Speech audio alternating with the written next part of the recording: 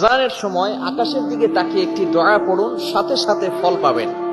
মনে রাখবেন, আজানের সময় হচ্ছে এমন একটি মুহূর্ত, আজান দেওয়ার সাথে সাথে আসমানের সকল দরজাগুলো খুলে দেওয়া হয়। সুবহানাল্লাহ বলতে পারলেন না?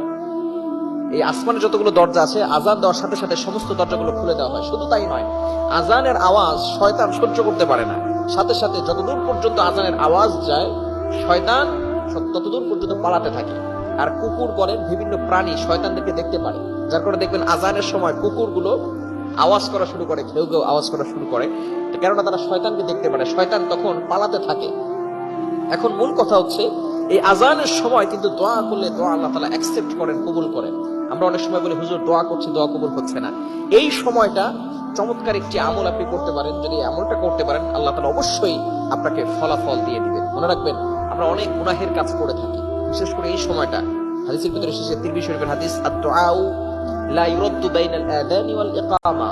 আযান এবং ইকামতের মাঝখানে দোয়া করলে আল্লাহ তাআলা সেই দোয়াটা ফিরিয়ে দেন না। আল্লাহ তাআলা সেটা অ্যাকসেপ্ট করেন, কবুল করে নেন।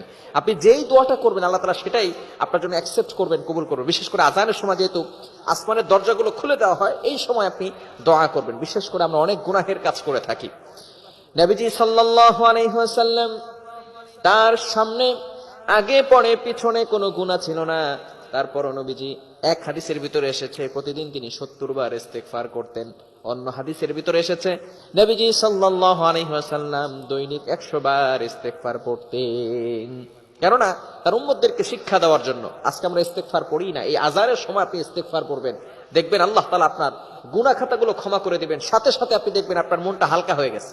গুনাহ করলে দেখবেন মনটা ভারী হয়ে যায়, আস্তে আস্তে গুনাহ করতে করতে কলব কালো হয়ে যায়, ব্ল্যাক কালার হয়ে যায়। আর যখন আপনার গুনাহ ক্ষমা করা শুরু করা হবে, তখন থেকে দেখবেন আপনার মনটা হালকা হবে। এজন্য আজানের সময় আকাশের দিকে তাকিয়ে আপনি সাইয়্যিদুল ইস্তেগফার করবেন। বুখারী শরীফের হাদিস, শাদ্দাদ ইবনে আউস রাদিয়াল্লাহু তাআলা আনহু থেকে বর্ণিত, তিনি বলেন, এই সাইয়্যিদুল ইস্তেগফার যদি কোনো ব্যক্তি দিনে পড়ে, ওই দিনে যদি সে ইন্তেকাল করে, দুনিয়া থেকে বিদায় নেয়, আল্লাহ তাআলা সাথে সাথে তার জন্য জান্নাতের ব্যবস্থা করবেন। আবার কোনো ব্যক্তি যদি রাতে পড়ে সাইয়্যিদুল ইস্তেগফার, ওই রাতে যদি কোনো ব্যক্তি মারা যায়, আল্লাহ পাক রব্বুল আলামিন তাকেও জান্নাতের ব্যবস্থা করে দিবেন।